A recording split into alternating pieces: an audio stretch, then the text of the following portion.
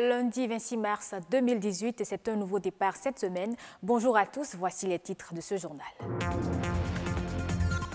Apprendre aux enfants et aux adultes, la méthodologie n'est pas la même. Pourquoi et où se situe la différence? C'est à découvrir dans ce journal.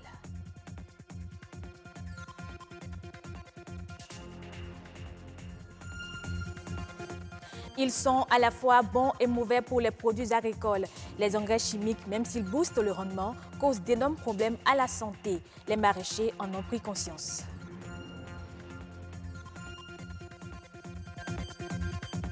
Et puis, le mannequinat gagne du terrain. Même s'ils doivent braver des difficultés, les jeunes s'y intéressent de plus en plus au Bénin. Voilà pour les titres de ce journal.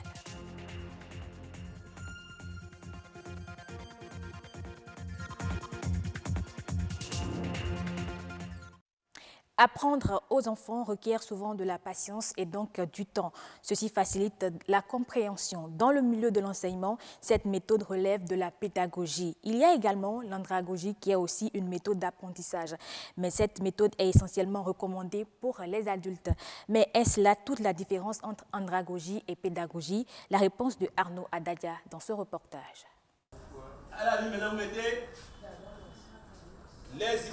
Ce sont des personnes adultes qui acceptent de se mettre en situation de cours ou de formation à l'image des enfants. Cela se constate de plus en plus les soirs à Cotonou. Ici, dans cette école, seul le coordonnateur accepte de se prêter à nos questions. Tout ce que nous faisons en cours du soir ici, on suit le programme. Et vous avez le contenu notionnel de tout ce qui est programmé. Donc il y en a qui se disent, c'est comme un rêve qui est devenu réalité. Parce qu'ils ont peut-être laissé les bancs, ça fait 15 ans, 20 ans. Et après 3 ans de formation, ils ont le baccalauréat jusqu'à la maîtrise.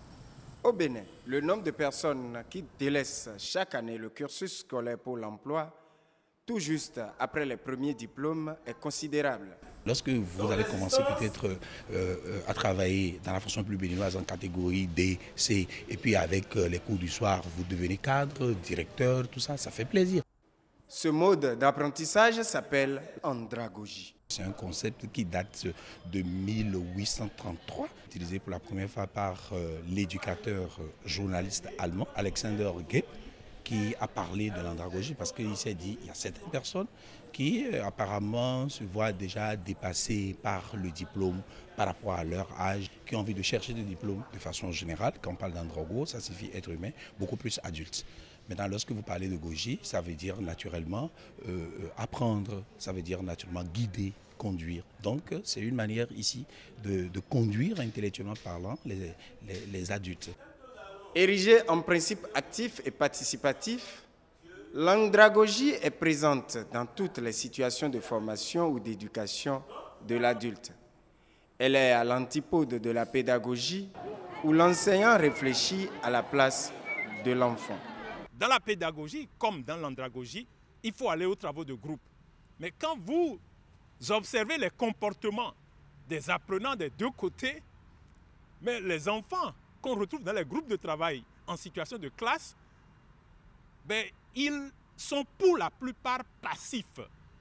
Ils ont reçu les instructions, ils savent la mission qui leur a été confiée, mais c'est 2 ou 3 apprenants qui travaillent à la place du groupe. Quand on fait les travaux de groupe, souvent on n'arrive pas, les gens, il y aura trop de bavardage qui viennent encombrer le cours et l'explication ne passe plus bien. Donc le chef de groupe a du mal, lui aussi a du mal à bien gérer le groupe. Lorsque le professeur nous donne un exercice, c'est quelqu'un qui travaille dedans. Mais dans le cadre du travail de groupe en andragogie, mais vous vous rendez compte que compte tenu du degré de motivation des bénéficiaires de la formation qui sont des adultes, ils participent effectivement au travail de groupe.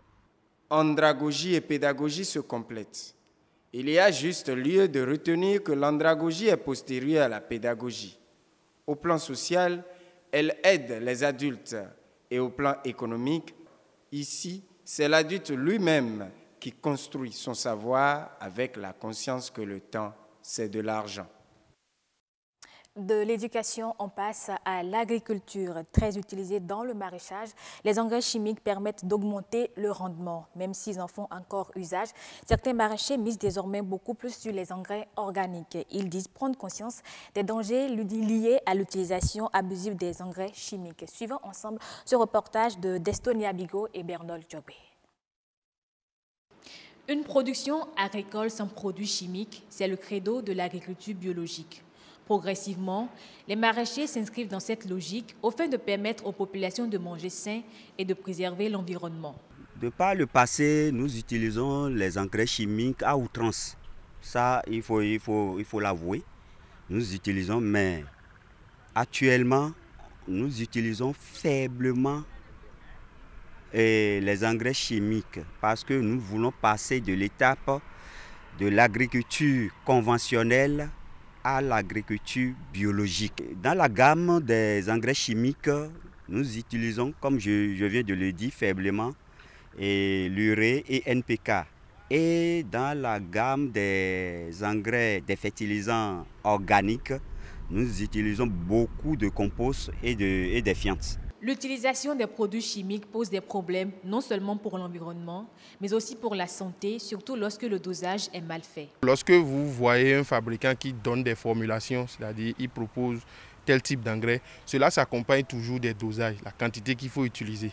Maintenant, en plus de cela, les gens ne maîtrisent pas trop les moments propices pour l'application, ce qui fait qu'on assiste à l'utilisation abusive. Et cela aussi est renforcé par l'état de pauvreté de nos sols, où le producteur, lui, il attribue directement le dépassement des doses à l'augmentation du rendement, et ce qui fait que les gens, ils en mettent beaucoup dans l'espoir d'avoir un bon rendement.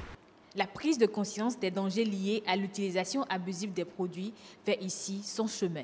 Aujourd'hui, le sol est tellement pauvre que même les engrais chimiques, ça ne va pas. Alors il nous faut nécessairement le compost pour pouvoir donner le rendement qu'il faut. Et nous sommes dans un environnement où cela s'impose.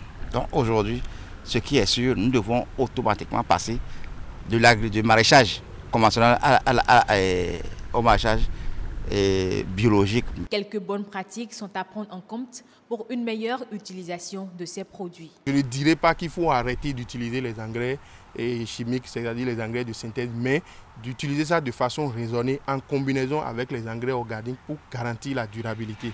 Et lorsque nous parlons d'utilisation raisonnée des engrais chimiques, c'est-à-dire quoi?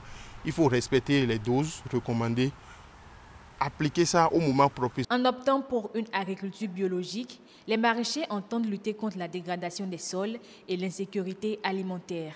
C'est leur façon à eux de permettre à l'agriculture de jouer pleinement son rôle, nourrir sans intoxiquer. Le mannequinat, voilà une profession qui n'est presque jamais citée comme choix de métier. Et pourtant, au Bénin, le mannequinat prend de plus en plus place. Nombreux sont ces jeunes hommes et femmes qui s'adonnent par passion, peu importe les difficultés. Dans ce reportage de Aliou Alaka et Venus Dossou, nous vous emmenons à la découverte du monde du mannequinat au Bénin.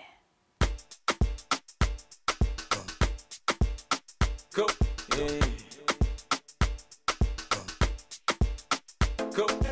1,75 m, mince, regard droit devant, démarche élégante dans une tenue stylée. Vous vous en doutez, c'est le mannequinat. Le mannequinat, c'est le métier exercé par le mannequin. Métier qui consiste à présenter les créations de l'industrie de la mode. Les critères sont beaucoup plus spécifiques lorsque nous prenons les mannequins défilés ou mannequins podium. Et là, la taille est vraiment importante pour pouvoir défiler en tant que mannequin et faire vraiment carrière. Lorsque vous êtes femme, il vous faut une taille de 1,75 m minimum et pour homme 1,85 m. Mais pour les modèles ou les mannequins photos, là c'est un peu plus relax parce qu'on n'est pas vraiment très exigeant sur la taille. C'est beaucoup plus la photogénie. Ça dépend de la collection sur laquelle je travaille. La collection me donne maintenant le choix à travers le teint, les couleurs que j'ai eu à utiliser. Purement féminin au départ, ce métier est aujourd'hui pratiqué aussi par les hommes. C'est un métier qui passionne plus d'un.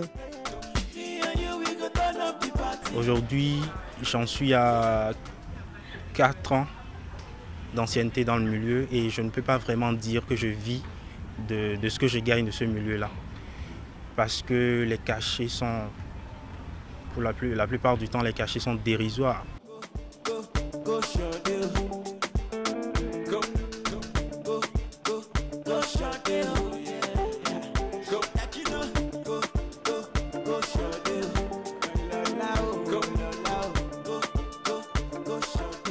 C'est pas évident pour une personne aujourd'hui d'être mannequin exclusivement et à temps plein au Bénin. C'est vraiment compliqué parce que là, il n'y a pas assez d'événements, les événements ne sont pas assez payés, il n'y a pas beaucoup de maisons de mode, de créateurs qui embauchent les mannequins. Ailleurs, ce métier s'apprend, il est professionnel. Au Bénin, les mannequins sont pour la plupart des autodidactes. Ils apprennent sur le tas. Pour le moment, il n'existe pas encore d'école de mannequinat au Bénin. Il y a plutôt des agences. Donc, ce sont les agences qui s'essaient à former et en même temps à promouvoir les mannequins. Le mannequinat n'est pas encore reconnu comme un métier au Bénin. Ce n'est pas pris en compte. Comme tout autre métier, le mannequinat exige le respect de certaines normes. Ceux qui les exercent se heurtent à plusieurs embûches. La plus grande difficulté, c'est d'abord celle de rentrer dans le métier même, en fait. Quand tu ne connais pas du monde, tu ne peux pas t'insérer. Et après ça, il y a des difficultés pour trouver les marchés, pouvoir défiler, pouvoir faire des photos. Après ça, on a le fait de tout le temps être exposé au public comme ça, les petits trucs qu'il y a derrière.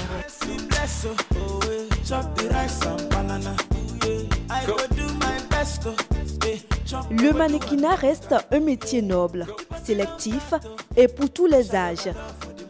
Et c'est ici que s'impose le respect de l'indice de masse corporelle, c'est-à-dire l'adéquation de la taille par rapport au poids.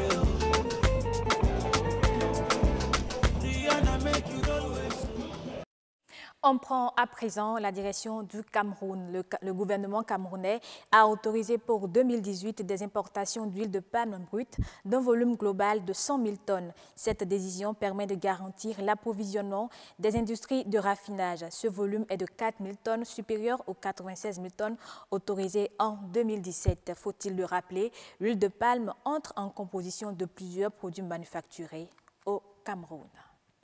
Fin de cette édition. Merci de l'avoir suivie. Elle est disponible sur le www.ortb.bj.